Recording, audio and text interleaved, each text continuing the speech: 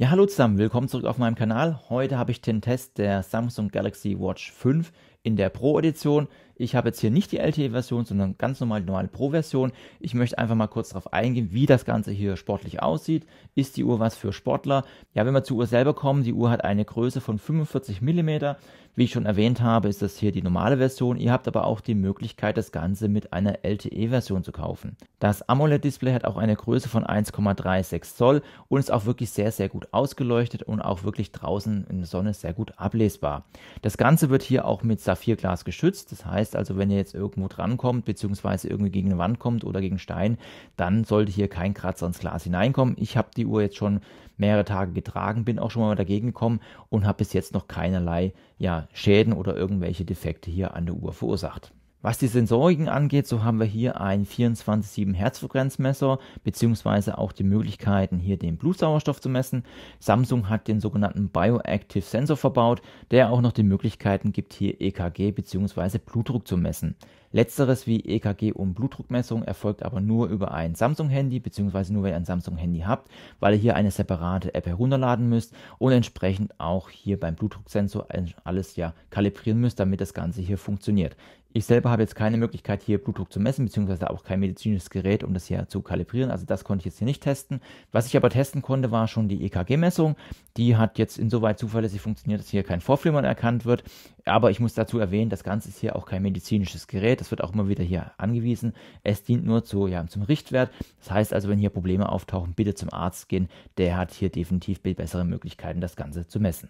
Neben den ganzen Sensoren ist hier auch noch ein Bluetooth-Chip verbaut. Der dient aber hier in der Grundausstattung eher zum Verbinden von Kopfhörern. Was man nativ zum Beispiel nicht direkt verbinden kann, ist hier ein Brustgurt. Da komme ich aber später noch drauf hinzu. Es gibt zwar Möglichkeiten, aber von der Uhr aus ist das direkt nicht möglich. Dann haben wir noch einen internen Speicher von 16 GB.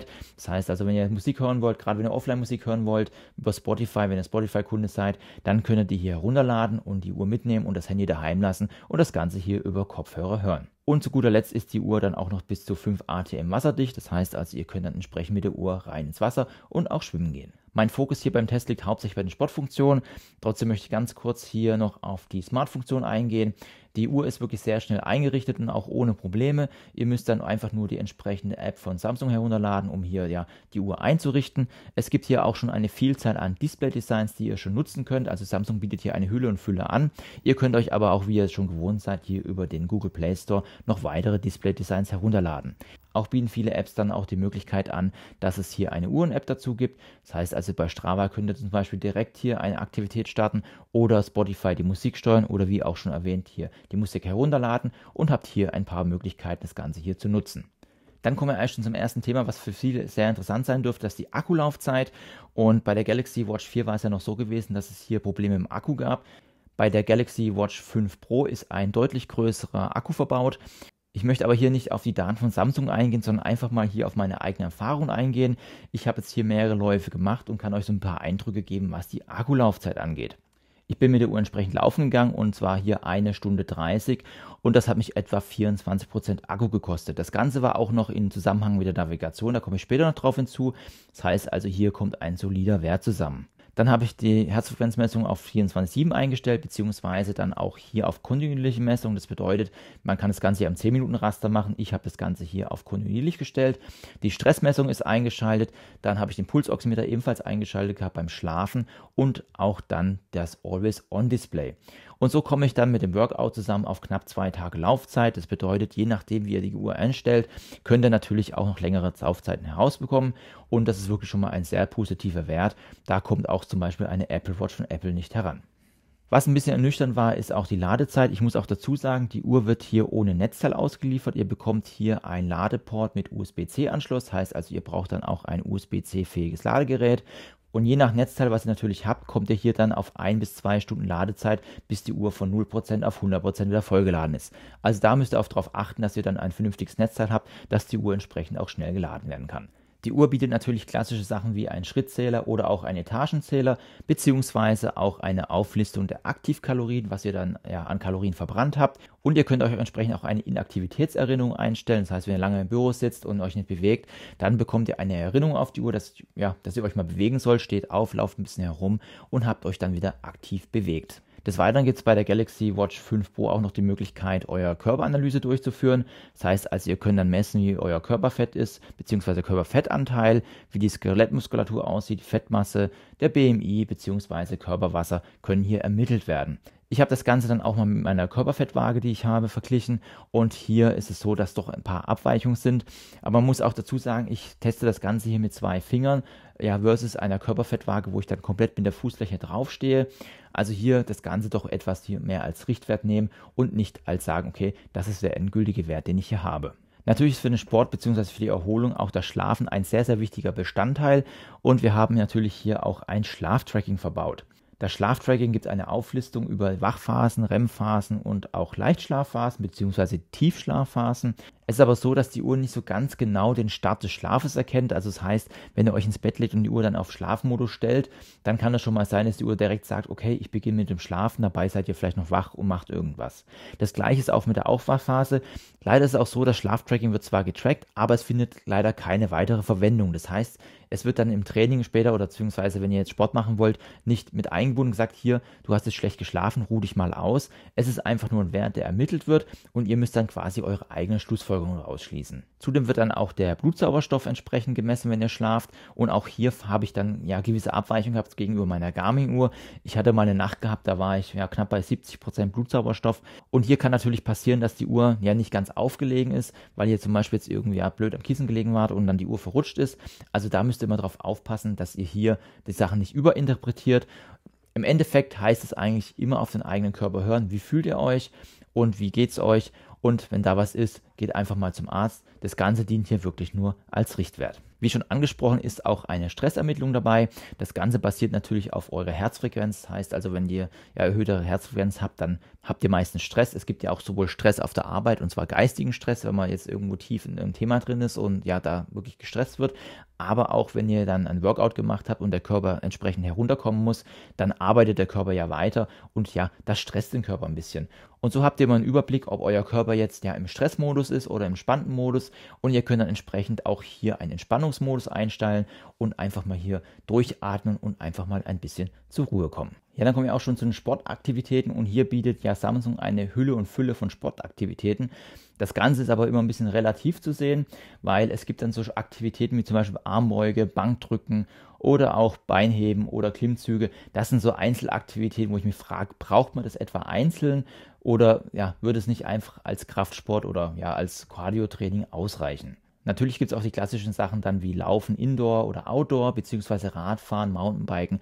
Da ist natürlich alles dabei. Es gibt dann auch die Möglichkeit, bei zum Beispiel Laufaktivitäten euch Ziele zu setzen. Das heißt entweder Kalorienziele oder Zeitziele oder Kilometerziele, aber auch die Möglichkeit, Intervalle zu erstellen. Das heißt also, wenn ihr dann sagen wollt, ich möchte jetzt hier ein Intervall durchführen, könnt ihr das Ganze hier konfigurieren und die Uhr hilft euch dabei, diese Intervalle durchzuführen. Was ihr leider nicht einstellen könnt, ist dann ein Pace-Ziel. Das heißt, wenn ich eine gewisse Pace haben möchte und ja die Uhr mich warnen soll, dass ich in dieser Range bin, das gibt es hier an dieser Stelle leider nicht oder noch nicht. Aber zumindest habt ihr die Möglichkeit zu sagen, okay, ich mache ein Intervall und in der Zeit, wo ich das Intervall durchführe, power ich durch und dann geht es in die Ruhephase. Das wird entsprechend angeboten, zumindest in der Standardversion. Was Samsung ebenfalls noch nativ auf der Uhr anbietet, ist ein Laufcoach. Das ist eine eigene Einheit, in die ihr reingehen könnt. Hier könnt ihr euch auch für verschiedene Cardio-Ziele entscheiden oder auswählen. Das müsst ihr einfach durchscrollen, was euch am besten passt. Ihr bekommt dann auch eine kleine Übersicht, wie viele Cardio-Punkte oder wie anstrengend das Ganze ist. Das geht von Wert 1 bis 5. Natürlich ist 5 das schwierigste, 1 das leichteste. Und ihr bekommt eine kleine Übersicht, wie das Training aufgebaut ist. Und wenn das Training dann startet, bekommt ihr ein geleitetes Training und könnt so eure Fitness ausbauen. Ja, wenn ihr euren Lauf durchgeführt habt, bekommt ihr dann auch eine Analyse in Samsung Health und ich muss auch sagen, die Synchronisation hier funktioniert auch wunderbar einwandfrei, das geht alles ganz schnell und ihr habt direkt die Daten hier auf dem mobilen Gerät. Erstmal gibt es eine Kartenübersicht, wo ihr dann seht, wie schnell oder ja, wo ihr am besten gelaufen seid, beziehungsweise ihr bekommt auch eine Grafik angezeigt, wo dann die Puls, die Herzfrequenz und die Pace angezeigt wird und so könnt ihr einfach schauen, wie sich das Ganze korreliert beziehungsweise zusammensetzt. Des Weiteren wird dann auch hier noch eine erweiterte Laufmetrik angeboten. Das heißt also, wenn ihr dann tiefer in das ganze Thema hineingehen wollt und euren Lauf optimieren möchtet, habt ihr hier eine Übersicht, wie sich euer Lauf zusammengesetzt hat. Hier bekommt ihr zum Beispiel die Bodenkontaktzeit oder auch das vertikale Verhältnis angezeigt. Was ich bei Samsung Health sehr, sehr gut finde, ist auch, dass alles immer wirklich wunderbar erklärt ist. Also wenn ihr was mit irgendwas nicht anfangen könnt, könnt ihr immer auf das Informationsbutton drücken oder auf das i drücken und bekommt hier eine deutliche Anzeige, wie das Ganze sich hier zusammensetzt. Was ich aber leider schade finde, ist, dass zwar diese Werte hier angegeben werden und im Nachhinein ausgewertet werden. Es gibt aber nicht die Möglichkeit, das Ganze während des Laufs anzuzeigen, um hier das Ganze zu optimieren, weil das Ziel ist ja, dass ihr dann technisch auch besser werdet. Ihr bekommt dann lediglich einen Balken angezeigt, einen linken und rechten Balken, der sich je nachdem wie ihr lauft dann verfärbt. Ebenfalls wird auch eine VO2 Max berechnet. Bei meinem Test war es jetzt aber so, dass das Ganze nicht so ganz hinkommt, wie es bei meinen anderen Sportuhren ist. Ich muss dazu sagen, ich habe jetzt aber auch keinen medizinischen Wert, den ich vergleichen kann, sondern nur von meinen verschiedenen Sportuhren, von Polar, Garmin, ja, und Coros die vergleiche. Und bei diesen Sportuhren bewege ich mich ja im VO2 Max Bereich zwischen 45 und 47. Die Samsung-Uhr gibt mir hier einen Wert von 38,1 aus. Ich muss dazu sagen, ich habe aber erst 5 Workouts gemacht. Da ist natürlich die Frage im Langzeittest, wird das Ganze noch besser? Weil 38,1 habe ich hier definitiv nicht. Der Wert sollte sich dann auch, wie gesagt, im Bereich zwischen 45 und 47 bewegen. Was ich bei Samsung wirklich sehr gut finde, und da verlangen andere Hersteller Geld für, wie zum Beispiel Apple mit Fitness Plus, so habe ich hier verschiedene Möglichkeiten, Workouts herunterzuladen, beziehungsweise hier Workouts durchzuführen. Samsung Health bietet hier zum Beispiel Lauftrainings an, Muskelaufbautrainings, Ausdauertraining oder auch die Möglichkeit, hier Abnehmtrainings durchzuführen. Ihr könnt euch entsprechend das Training auswählen und dann in einen Trainingskalender hineinlegen und bekommt dann hier angezeigt, wann ihr welches Training durchführen sollt. Zudem habt ihr dann auch, wenn es um Workouts geht, entsprechende Videos, die euch zeigen, wie ihr das Workout durchführen könnt und habt so eine kleine Motivation, das Ganze entsprechend zu machen. Was die Lauftrainingspläne angeht, so richtet sich das Ganze aber eher an Anfänger bzw. ja an die neu in den Laufsport einsteigen. Das finde ich aber an dieser Stelle wirklich gut gelungen, weil viele fangen halt mit dem Laufsport an und gerade die brauchen eigentlich dann auch so eine Anweisung, wie sie das Ganze durchführen, um nicht überzutrainieren bzw. hier nicht falsch zu trainieren. Daher finde ich es gut, dass das Ganze hier auch enthalten ist. Dann kommen wir auch schon zu einem Punkt der Navigation und hier ist bei der Uhr so, dass ihr Offline-Navigation durchführen könnt. Das heißt also, es gibt jetzt hier ein eigenes Widget, wo ihr jetzt dann aufs Handy GPX-Dateien herunterspeichern könnt, beziehungsweise diese dann auf die Uhr übertragen und dabei ist es egal, wo ihr das Ganze plant. Ihr könnt das Ganze auf Komoot planen, ihr braucht also nicht mehr eine Komoot-App installieren, ihr könnt es auch direkt hier die GPX-Dateien speichern, auf die Uhr übertragen, beziehungsweise wenn ihr Auto Active nutzt oder ein anderes Tool, dann könnt ihr das Ganze hier auf die Uhr hochladen. Ein Nachteil der Navigation ist tatsächlich aber, dass hier die Google Maps Karten verwendet werden. Nachteil insoweit, dass wenn ihr jetzt hier auf Trails geht oder auf Wanderwegen, dass diese dann entsprechend hier nicht auf der Karte enthalten sind. Ihr könnt euch ja mal, wenn ihr Interesse dafür habt, euch mal einfach eine Google Maps Karte anschauen und euch dann mal eine Komoot-Karte daneben legen, wenn ihr jetzt einen Weg plant. Dann könnt ihr mal vergleichen, welche Wege sind enthalten, welche Wege sind nicht enthalten. So entsprechend ist das Ganze hier auf der Uhr dann auch. Es ist aber so, wenn der Weg nicht vorhanden ist, aber ihr die Route geplant habt, ist es auch jetzt nicht schlimm. Ihr bekommt dann quasi eine Art Krümelnavigation angezeigt, also die Karte ist im Hintergrund zwar noch vorhanden, der Weg fehlt einfach, aber ihr könnt dann hier weiter den Weg laufen und bekommt dann auch entsprechend die Abbiegehinweise angezeigt. Das Ganze läuft aber wirklich sehr zuverlässig. Ihr bekommt etwa 40 Meter vor der Abbiegung schon mal ein Signal oder eine Vibration auf die Uhr, beziehungsweise dann auch ein akustisches Signal, wenn ihr es eingestellt habt. Und dann auch nochmal etwa 10 Meter vor der Abbiegung bekommt ihr auch nochmal den Hinweis, dass jetzt entsprechend die Abbiegung kommt. Wenn ihr jetzt aber sagt, ich möchte die Trails angezeigt bekommen, das ist hier leider im Offline-Modus nicht möglich. Hier müsst ihr dann entsprechend wie etwa auf Locus Map zurückgreifen. Da müsst ihr dann, das Handy mitnehmen. Da werden dann die Daten gespiegelt und ihr habt dann auch entsprechend die Wege hier auf der Uhr. Also so wie ihr es jetzt schon von der Galaxy Watch 4 kennt, da ist das Ganze ja auch schon möglich. So wäre das dann hier mit der Galaxy Watch 5 auch möglich. Ja, was den Herzfrequenzsensor angeht, ich habe jetzt hier mal verschiedene Läufe gemacht. Einmal ein kontinuierlicher Lauf oder auch ein Lauf mit mehreren Unterbrechungen, wo ich aber angehalten habe, weil ich habe da gerade gefilmt und das ist immer ganz gut, weil man dann stehen bleibt und der Puls runtergeht, dann wieder hoch und habe hier mal entsprechend das Ganze getestet. Dabei muss ich sagen, wenn die Herzfrequenz kontinuierlich konstant bleibt, dann bekommen wir hier auch gute Messwerte angezeigt. Lediglich, wenn dann die Herzfrequenz hoch und runter geht, bekomme ich hier und da ein paar Messfehler bzw. Abweichungen gegenüber eines Brustgurtes. Ich hatte dann auch zweimal den Fall, dass die Herzfrequenzmessung ausgesetzt hat, beziehungsweise ich habe dann hier einen Balken bekommen. Da kann es aber auch sein, dass ich vielleicht an die Uhr gekommen bin und die verschoben habe. Das ist natürlich an dieser Stelle nicht auszuschließen. Ihr müsst halt immer auch darauf achten, dass die Uhr entsprechend gut dran sitzt, damit hier keine Messfehler entstehen. Aber ich muss sagen, für den normalen Breitensport ist das Ganze hier ausreichend, um hier eine Tendenz zu bekommen. Nur wenn man dann in den Leistungsbereich reingeht, dann wird es doch etwas schwieriger, weil die Werte da doch etwas ungenau sind.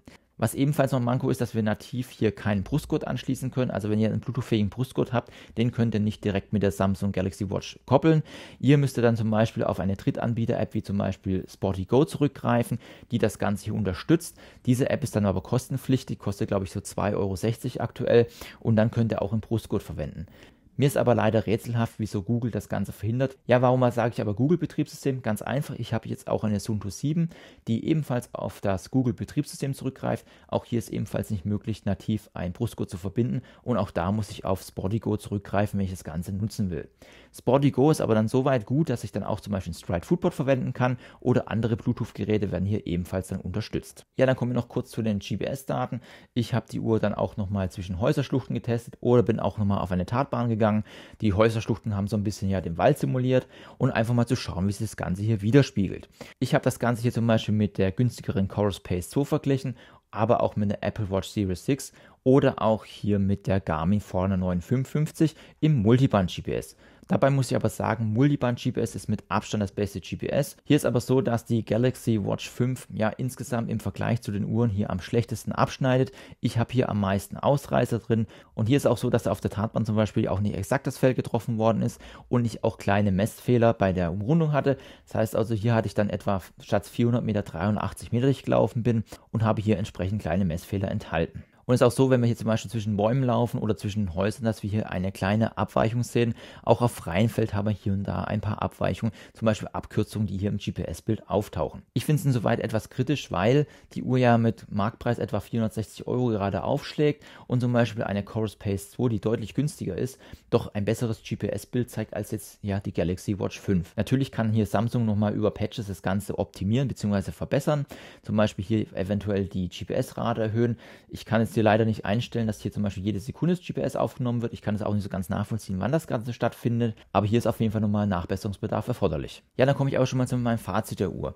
Die Uhr ist an sich schon mal eine sehr gute Smartwatch. Sie bietet auch schon gerade für den Einsteigerbereich und Fitnessbereich doch wirklich schon einiges an. Gerade diese Workouts, die hier kostenlos angeboten werden, spornen doch an, hier was zu tun. Auch für den Einsteigerläufer ist das wirklich schon mal eine sehr gute Uhr. Schwieriger wird es an der Stelle, wenn ich schon mehr in den Leistungsbereich gehe oder beziehungsweise in den fortgeschrittenen Bereich. Hier ist dann doch das Ganze schon etwas beschränkt. Da gibt es aber doch einige Apps, zum Beispiel bei Strava kann man das Ganze auch hochladen. Also Samsung Health unterstützt Strava. Hier kann ich schon mal weiter in die Analyse gehen und das entsprechend hier nutzen. Beziehungsweise ich kann die Uhr auch mit diversen Drittanbietern Apps erweitern und hier noch mehr aus der Uhr herausholen, beziehungsweise hier sein Potenzial entfalten. Wenn ihr jetzt aber sagt, ich möchte hier tiefere Analysen haben, beziehungsweise möchte auch eine detaillierte Offline-Karte haben und aber auch ein AMOLED-Display und vielleicht auch eine bessere Akkulaufzeit, dann wäre vielleicht für euch auch die Garmin Apex 2 interessant. Ihr bekommt aber hier dennoch eine sehr, sehr gute Fitnessuhr und das Ganze würde ich auch einfach sagen, es ist eine Fitnessuhr, jetzt nicht eine reine Laufuhr, aber wirklich eine gute Uhr, um in den Fitnessbereich zu starten. Wenn dich noch mehr zum Thema Sportuhren interessiert, beziehungsweise wenn du sagst, okay, das war jetzt eine der Sportuhren, die für mich in Frage kommt, ich habe hier unten eine Review-Liste, da habe ich noch mehr Sportuhren vorgestellt, da kannst du mal reinschauen, beziehungsweise wenn du neu auf dem Kanal bist, ich habe hier oben eine Best-of-Playliste gemacht, da kannst du auch mal reinschauen, da siehst du, was hier sonst noch auf dem Kanal alles so vorgestellt wird. Wenn das Ganze gefallen hat, lass doch auch gerne ein Abo da, ich würde mich auf jeden Fall freuen, dich hier auf meinem Kanal wieder begrüßen zu dürfen. Ansonsten bedanke ich mich für deine Zeit, tschüss, bis zum nächsten Mal.